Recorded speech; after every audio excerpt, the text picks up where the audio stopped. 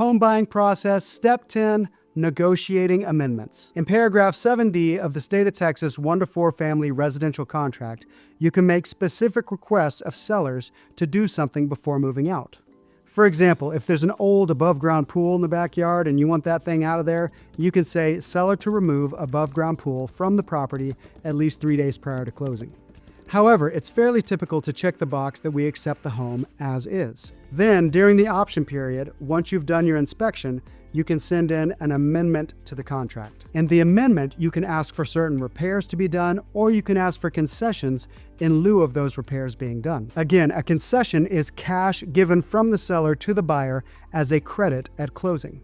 When possible, it's better to ask for concessions than repairs, because if you ask a seller to do a repair, they'll get it done as cheaply and quickly as possible because they just want to get out of the house. There are a few times when it makes sense to ask for repairs instead of concessions. For example, if there's been a hailstorm and the seller can replace the roof through their insurance, we might say, seller to file a claim to replace the roof. If insurance claim is approved, seller to replace the roof 3 days prior to closing. For the most part, we want to ask for concessions because, number one, it's usually better to have your people doing the repairs. Number two, you can use those concessions to do whatever you want. You can save it to make those repairs. You can use it to pay points to a lender to lower your interest rate. You can use it to cover closing costs. In general, the more concessions you have, the easier it is to get a deal to the closing table. And here's the number 3 reason it's better to have concessions than repairs.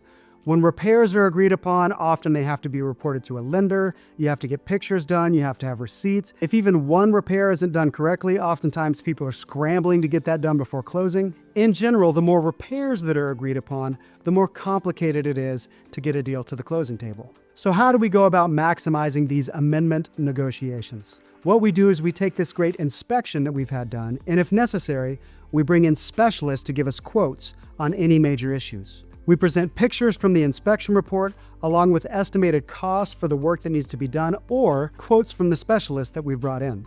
In other words, we present a very clear case as to why we are asking for these concessions. We want the seller to see that these requests are justified by what we have found during the option period. Coming to an agreement on a concession or repair amendment can be one of the most stressful parts of this process, especially if major issues were found during the inspection. So just be aware of that, but once we've agreed on amendment negotiations, that's a good feeling because it means we've just gotten over one of the biggest hurdles in the home buying process.